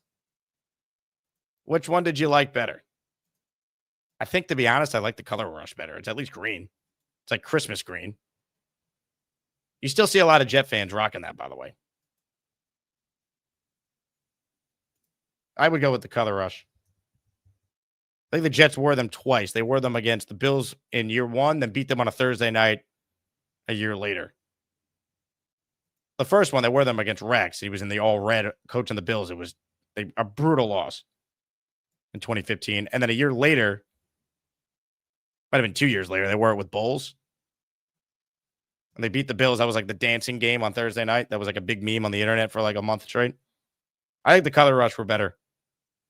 If you're a blind person, you were screwed, though. Remember, the people that were colorblind, they couldn't see which team was which with the Jets wearing the green and the Bills were wearing the all red. That was like a big thing. If you were blind, you were fucked. Sorry to anyone who's not blind, colorblind. If you're blind, you might be fucked as well. I won't comment on that. But if you were colorblind, you definitively were effed. All right, one last call. Adam, close this out, then we'll do the raffle. What's up, Adam? Oh, you took the words right out of my mouth with the Color Rush uniforms and the colorblind issue that they discovered. So that I was cracking up. I was like, yeah, I didn't like the Color Rush. I didn't like them anyway because didn't they look like pajamas because they were all single color, like tops and bottoms. Yeah, they maybe So- should have had white pants with them, and it would have looked a little better. But Way better. Yeah, I Yeah, see but what they they were went with doing. single color, so they just looked like they were all like playing in their pajamas. It was ridiculous. That's why I think it wasn't that popular. Although, everyone's got their own favorite. The lighting in the pictures of the uniforms don't do it justice. I think it was all dark. Like some people are saying it was actually dark green, so now we've got this like debate online now is what color is it? So was that intentional or not? I don't know, but it'll look better in the sunlight, hopefully. So we'll see. I actually think they look pretty cool. And then I was thinking, like, I don't know if you've seen like some of the teams are doing like collaborations with like different animes. Because the Jets should totally do a collab with like Teenage Mutant Ninja Turtles. I think they should do like one day. I think it would be really, really interesting. Because that's one thing the Jets don't, so the Giants don't have. They don't have green. We got green. We can do turtles. I think that actually be pretty funny. I like the idea. Teenage Mutant Ninja Turtles themed jerseys. It would be pretty interesting. I mean, okay, it doesn't have to be like extreme, like turtle shell on the back. Although that's always a really cool design if you do it right. But anyway, glad we're talking about jerseys today, and everything else is good with the Jets. No problems there. I actually have a question for you. I don't know if you would know this, but is the practice squad turf the same as MetLife turf? Because I'm getting this like paranoia that the turf's gonna take a player again, like it always does. You always have to make some sacrifice. You're talking about the Jets facility? Like, is it the Yeah. same turf they use at MetLife? I don't know the answer to that. Yeah, because that like really like scares the crap out of me. Because that's the one thing that we haven't really. Well, they practice on grass a lot though too, like most days. Yeah, right. Well, that's not the case in MetLife. So it's like, okay, are we sure that we're gonna be okay with all the running that we're supposed to be doing? Are they practicing on that same turf? Is there going to be a surprise factor that they know the right size cleats they need? Anyway, the other thing though is when you look at the 09, 010 Sanchez Jets with the Jets we have today. I mean, Sanchez can run like Justin Fields. Like the passing capability is probably the same at the moment, but the rushing attack is totally different. I mean, you're getting like a Michael Vick level runner. That's the big thing. The quarterback situation is completely different. Yeah, it's totally different. But what's really cool is I haven't actually talked about this much with you. I know I've talked about it in chat a few times, but like the Michael Vick comparison is really good. And I think it's the feast and famine comparison. Like if Justin Fields is great, it could be a prime Michael Vick. If he's bad, it's seller Michael Vick. So, but that's the range. And I think if you already kind of know that going in, because when you look at the stats are really similar in most of the measurables, which is pretty cool. So I really hope that we get, top half, bottom Michael Vick and not bottom half Michael Vick. Look, if he's anywhere close to what Vick was with the Falcons or, that year and a half he had with the Eagles, then the Jets are set. Yeah, I think so too. And, we didn't see him do these like rush designed runs just for him. Like that whole part of the playbook was absent in the preseason. And yeah, they're not going to show it. That. Of course, they're not going to have him take hits in games that don't count. That's why it's silly to just make significant conclusions on what this team is based on what 6 total drives. Did they even have 6? No, they had 1 against Green Bay. Then they had 2 against the Giants. That was it. They had 3 drives with the quote starters in the preseason. That's it. They didn't play in the last one. So we'll see. A lot of what they're doing, they're going to be putting in now that the media can't observe practice. They only can watch pregame stretch, and then they got to go back inside. And I got suspicion too with the coaching staff, hopefully being league average, at a minimum now, because we didn't really have the same level of, quality with the coaches in the last couple seasons. What I'm hoping is that for Fields, if passing is the issue, that they're going to have these kinds of designed, 6 to 10 play drives where you got to pass. So you're going to do like the most comfortable 10 passing plays that Justin knows, where you think about the progressions and stuff, he's going to just be very well practiced in, conditional, looking at different situations and already knowing how to process things faster, because different plays are more complex than others. So you can still have complex plays with someone like Justin Fields if you rehearse it a lot and you have the kind of, they kind of figure out what works well and what doesn't work well, and just have like a set 10 play, mostly passing drive that Justin's familiar with. And in that way, it does accelerate the processing speed and some of the issues that he's still working on as a player. Let's hope. Adam, good call. Before you go, Derek wants to know if you've ever been told that you look like the young dad from American Pie. I have been told that quite a lot, actually. Jim Jason Levy. Biggs, actually. How about without the glasses? I'm Jason Biggs. You are Jason Biggs. Wow. I wish. He's a cool dude. Where's what was her name in the movie? Nadia? Yeah. Oh, it's classic. I don't even, does anyone even know that movie now? And in I fact, don't that know. movie would totally be canceled today with half the crap One going of the on. great movies of all time, American Pie. Really good. Thanks, Jake. Good show. And congrats on the Eisen interview. You look like a kid in the candy shop. Your eyes were like bright-eyed, starry-eyed with the star power you got on that interview. So that was pretty cool. And you did great on that interview. Thanks, Adam. I appreciate it. Yes, I was very wide-eyed in particular when this happened. Joining us right now is a new member of the ESPN family. He's also an Nobody gives a shit. Hold on. I'm having some glitches here, Rich. Oh, that was great. That was perfect. Nobody gives a shit. You know who these guys, you know what this is? That's right, Jack. Put him in weep. Come on, anyone remember this? Who has these two great movies? Sing the theme. Sing it.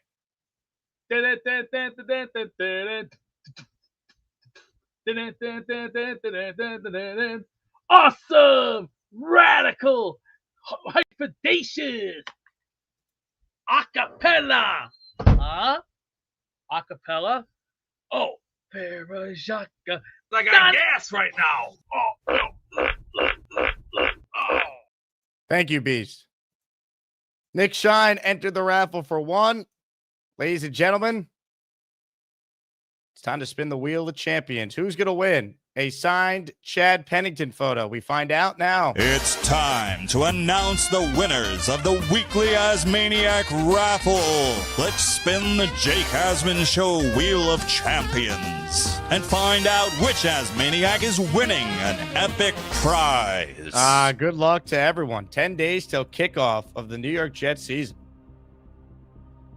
Chad Pennington, number 10. If you win, send me your address. Send it to me, and we'll make it happen. Here we go. The winner is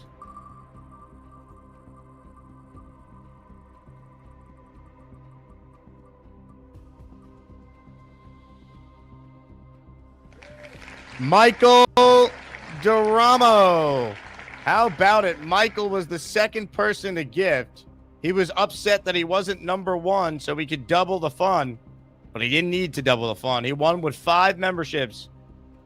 Congratulations to Michael Duramo. You are today's daily raffle winner for a signed Chad Pennington jersey. Okay, I got to run. I am running late. I am headed to the ESPN New York studios today because I'm on the radio from 1 to 3. So if I couldn't get to you today, JJ, PBM, call back. You guys will be first up on the second show. On that note, though, I'm going to end the show, as promised, with the debut of a new song from Blitz BK and Jets Johnny. They collaborated on this banger called Schedule Release. Enjoy, and we'll talk to you with Matt O'Leary at 4:30 Eastern later today. Damn. What the hell did I do with them? I haven't seen them since October. Yeah, my green goggles. We are going to rip through the Jets schedule that was released. It actually got leaked earlier in the day. It was confirmed by the Jets later on in the day. But I want to give you my thoughts about the schedule overall. Yo, week 1 and week 2, they come to our house. These teams trying to steal our bills. They're trying to wild out. Throw them on the road with no bucks. They're going to find out. Leave them sleeping with the fish. Got 2 calling timeouts. Dak throwing picks and Bono's dicks. Next up, Carolina, that's one slow fix. Kill the cat when he chased his tail. Barry Joe's Bengals and the Browns as well. I got a sound to sell. Hope this plan excels. Got a fan base. Hope he needs the next parcel. We done lived hard hell. Mental scars real. So the past we chilled. Ravens never more. This a fast rebuild. No more curse to fix. Grab your crucifix. We cook all these teams. We eat birds and fish. Bring the Jags to the plate. We got sauce and dip. Then flush the Saints and the rest. Cause they all ain't shit. Yeah. Every week to week, they so weak. Game to game, the game plan so unique. So we dream when these lead. Hope this team never sleeps. Scream 17-0. Never dream of defeat. No. Every week to week, they so weak. Game to game, the game plan so unique. So we dream when these lead. Hope this team never sleeps. Scream 17-0. Never dream of defeat. No. Never dream of defeat. Shadow stitch the street. Turf cracks, cleat, scream, hard beat. Skip a beat. chains fracture, lanes rupture, phantoms hit the miss. Precious no precision, every hit a clenched fist. Stone swarm movement, pencil-rated like blades. Twisted face, fabric rivals trapped in cascades. Mirrors of the field splinter, flames stick in the fight. Your drive strikes like great peers, opponents expire. Cutting through illusions that dissolve in the shade. Echoes choke, defense their blueprints betray. Routes morph to armaments, every yard's a siege. Mid-life cathedral quakes the green ties prestige. Ashes rain in silence, empires fracture apart. Victory's a weapon called straight through your heart. Shit shake the heaven, time falls on repeat. Aging grace of future, never dream of defeat. No, 17 and 0, 17 and 0.